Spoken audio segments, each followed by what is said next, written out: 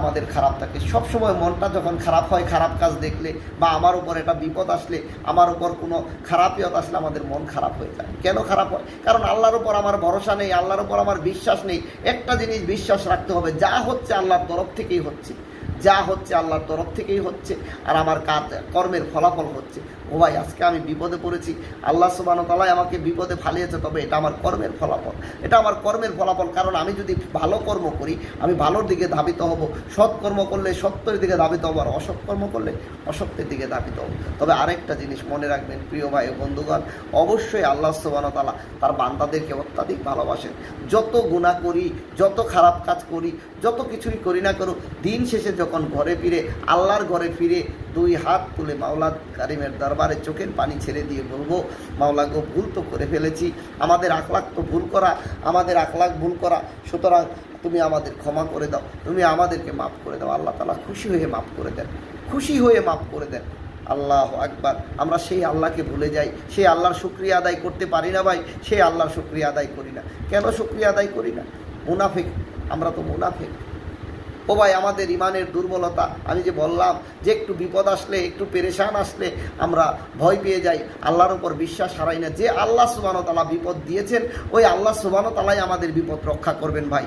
যে আল্লাহ সুবহানাহু ওয়া তাআলা রাত্রি দিয়েছেন, সে আল্লাহ সুবহানাহু ওয়া তাআলাই দিন দান করেন, আলো দিয়ে রাতের অন্ধকার দূর করে দেন, আবার দিনের আলোকে রাত্রের অন্ধকার দিয়ে ঢেকে দেন। এটাই আল্লাহ সুবহানাহু ওয়া তাআলার হিকমত, এটাই আল্লাহ সুবহানাহু ওয়া তাআলার হিকমত। তেমনি মানুষকে যদি সদা সর্বদা সুখে রাখে, মানুষ ওই মাওলা কারিমকে ভুলে যাবে, মানুষ ওই আল্লাহকে ভুলে যাবে, নিজে উগ্র হয়ে যাবে, কাউকে দাম দেবে না, মনে করবে পৃথিবীর বুকে আমিই সবচেয়ে বড়। যেখানে আবু জাহেল করতেন, আবু জাহেল, উতবা সাইবা এবং দেখেন নমরুদ, ফেরাউন, এরা সবসময় নিজেকে ক্ষুধা দাবি করত, এরা সবসময় মনে করত আমি সব কিছু। ও ভাই, ও বন্ধু, আমি আপনাদের পায়ে হাত রেখে বলি, মাওলা কারিমের দরবারে হাজির হই, মরতে হবে এই চিন্তাটা করি। ও ভাই, মরতে হবে, এই দুনিয়ায় কেউ থাকতে পারেনি, আমিও থাকতে পারবো না। আমি আমার লাইভে, আমি আমার আলোচনায় মৃত্যুর কথাটা স্মরণ করিয়ে দিই। মৃত্যুর কথাটা স্মরণ করলে মানুষ গুনাহ থেকে ফিরে আসে। ও ভাই, যে যত দুনিয়ামুখী হয়, টাকা বা অর্থ সম্পদের লোভী হয়ে পড়ে, সে তত বদআমলি হয়ে পড়ে। আর যে যত মৃত্যুর কথা স্মরণ করে, যে আল্লাহর কথা মনে করে, যে তার নিজেকে নিয়ে ভাবে, নিজেকে ভালোবাসে, সে গুনাহ থেকে ফিরে আসে, সে গুনাহ থেকে ফিরে আসে। ও ভাই, গুনাহ করা সহজ, গুনাহ করা সহজ, কিন্তু গুনাহ থেকে ফিরে থাকা অনেক কষ্টের ব্যাপার, অনেক কষ্ট, মুজাহাদার ব্যাপার। এই কারণে বলছে নিজের নফসের সাথে জিহাদ করা উত্তম জিহাদ, নিজের নফসের সাথে জিহাদ করা উত্তম জিহাদ। প্রিয় ভাই বন্ধুগণ, আপনাদের যে যেখানেই থাকেন, আপনারা যে যেখানেই থাকেন, যে প্রবাসে থাকেন বা দেশে থাকেন, সবাইকে অনুরোধ করব, গুনাহ থেকে বেঁচে থাকি। উত্তম বুজুর্গি হলো গুনাহ থেকে বেঁচে থাকা, উত্তম বুজুর্গি হলো গুনাহ থেকে বেঁচে থাকা। গুনাহ থেকে যে বেঁচে থাকতে পারলো, অবশ্যই আল্লাহ সুবহানাহু ওয়া তাআলা তাকে বুজুর্গ বানিয়ে দিবে, তাকে মুস্তাজাবুদ দাওয়া বানিয়ে দিবে। এই কারণে প্রিয় ভাই, গুনাহ থেকে বেঁচে থাকি। আমাদের গুনাহ করতে ভালো লাগে, অথচ গুনাহ করা অনেক কষ্টের কাজ, জানেন? খারাপ কাজ করা কিন্তু কষ্টের, ভালো কাজ করা সহজ, কিন্তু খারাপ কাজ কষ্টের হলেও আমরা সেটা করতে চাই। খারাপ কাজটা কষ্টের হলেও আমরা করতে চাই, ভালো কাজটা সহজ হলেও আমরা করতে চাই না। দেখবেন মানুষ নেশাদ্রব্য খায়, নেশাদ্রব্য খাওয়া কি মজা লাগে? কেউ কি বলতে পারবেন যে নেশাদ্রব্য, কেউ সিগারেট খায়, কেউ মদ খায়, বা কেউ অনেক কিছু মানে নেশা খায়, হিরোইন খায়, যাই খায়, এই খাবারগুলো কি মজা লাগে?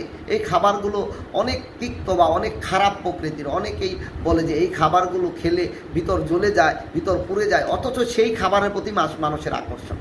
অথচ এক গ্লাস দুধ খেলে, এক গ্লাস পানি খেলে, একটা ডাব খেলে দেখবেন যে শরীরটা চাঙ্গা থাকে, মনটা ভালো থাকে, অথচ কেউ এগুলো খেতে চায় না, এগুলো খেতে চায় না। তো এগুলো কি খাওয়া যায় সব সময়? অথচ সিগারেটটা সব সময় খাওয়া যায়, ঘন্টার পর ঘন্টা খাচ্ছে। প্রিয় ভাই বন্ধুগণ, সুতরাং খারাপ কাজ করতে কষ্ট হলেও মানুষ খারাপ কাজের দিকে আকর্ষিত হয়, আর ভালো কাজ করতে সহজ হলেও ভালো কাজে আকর্ষিত হয় না। তবে একটা মজার বিষয় জানেন, একটা মজার বিষয় শুনে রাখেন, আল্লাহ তাআলা যাকে ভালোবাসেন সে ভালো কাজ করতেই ভালোবাসবেন, আর আল্লাহ তাআলা যাকে ভালোবাসেন না, গুসা থাকেন, আল্লাহ তাআলা তাকে সে খারাপের দিকেই ধাবিত হয়, সে খারাপের দিকেই ধাবিত হয়, তার খারাপ কাজগুলো ভালো লাগে। প্রিয় ভাই বন্ধুগণ, আমার ভাই ও বোন, আমাদের এখানে অনেক ধর্মীয় বা বিধর্মীয় অনেকেই থাকে। আলহামদুলিল্লাহ, সবাইকে আহ্বান জানাবো, আমরা খারাপকে ছেড়ে দেই, খারাপ কাজকে ছেড়ে দেই, অশ্লীলতাকে ছেড়ে দেই, আমরা মানুষের সাথে খারাপ ব্যবহার করা ছেড়ে দেই, আমরা মানুষের সাথে ভালো ব্যবহার করতে থাকি। আমরা মানুষকে অবশ্যই মন থেকে আল্লাহর জন্যই ভালোবাসি। আল্লাহর জন্য যখন ভালোবাসা হয়ে যাবে প্রিয় বোন, আল্লাহর জন্য যখন প্রিয় ভাই ভালোবাসা হয়ে থাকবে, তখন আমার আর আপনার মধ্যে স্বার্থ দাঁড়াবে না, আমার আর আপনার মধ্যে তখন কলহ হবে না, আমার আর আপনার মধ্যে তখন চাওয়া পাওয়া থাকবে না। এই চাওয়া পাওয়াটার থেকেই যত গ্যাঞ্জামের মূল, এই চাওয়া পাওয়াটার থেকেই যত ঝামেলার মূল। প্রিয় ভাই বন্ধুগণ, আল্লাহ সুবহানাহু ওয়া তাআলা আমাদের সবাইকে কথাগুলো বুঝে আমল করার তৌফিক দান করুক। জি আলহামদুলিল্লাহ, অনেকেই আলহামদুলিল্লাহ আছেন, অনেকেই কথাগুলো হয়তো শুনতেছেন। আলহামদুলিল্লাহ, সবাইকে অভিনন্দন জানাবো, সবাই কথাগুলো বোঝার চেষ্টা করব। ও ভাই, আমি মূর্খ সূক্ষ্ম মানুষ, আমি নাদান গুনাহগার মানুষ, আপনাদের সামনে কিছু কথা নিজের জন্য বলার চেষ্টা করি।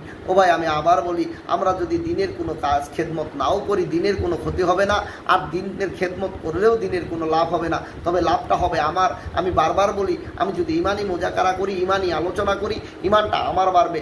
আপনি যদি ইমানি আলোচনা শুনেন, ইমানি আলোচনা করেন, ইমানটা আপনার বাড়বে। আল্লাহ সুবহানাহু ওয়া তাআলার কোনো লাভ বা ক্ষতি হবে না, আল্লাহ সুবহানাহু ওয়া তাআলার কোনো লাভ বা ক্ষতি হবে না।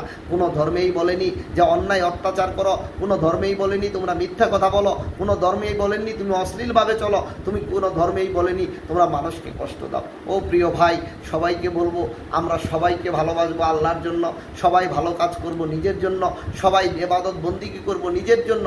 ও ভাই, ভালো হয়ে যাব নিজের জন্য, নিজের পরিবেশ, নিজের সমাজ, নিজের পরিবার, নিজের দেশ রক্ষা করব নিজের জায়গা থেকে নিজে আওয়াজ তুলি যে আমি ভালো হয়ে যাব, আমি মানুষকে ধোঁকা দেব না, আমি মানুষের সাথে কথা বলবো না, আমি মানুষের সাথে বাজে আচরণ করব না, আমি মানুষকে ধোঁকা দেব না, আমি মানুষের কাছ থেকে জোর করে কিছু গ্রহণ করব না। তখন দেখবেন আমির থেকে আমরা হয়ে যাব, আমির থেকে তুমি, তুমির থেকে আমরা, এভাবে আস্তে আস্তে দুনিয়াতে শান্তির সুবাতাস বয়ে যাবে। প্রিয় ভাই, দুনিয়াতে শান্তির সুবাতাস বসিয়ে যদি আমরা চলতে পারি, তাহলে এখানেই শান্তি আসা। কিন্তু না, আমরা কি করি? একে অপরকে ঘৃণা করি, এক মুসলমান আরেক মুসলমানকে দেখতে পারে না। ও প্রিয় ভাই, এই কারণেই অনেকেই বলেছে আমাদের প্রভু এক নবীর উম্মত, জীবন বিধান এক ঐশী বাণী কুরআন, জীবন বিধান এক ঐশী বাণী কুরআন। তবে কেন এক নও হে মুসলমান, এক হও করি যে আহ্বান, আমাদের প্রভু এক নবীর উম্মত, জীবন বিধান এক ঐশী বাণী কুরআন।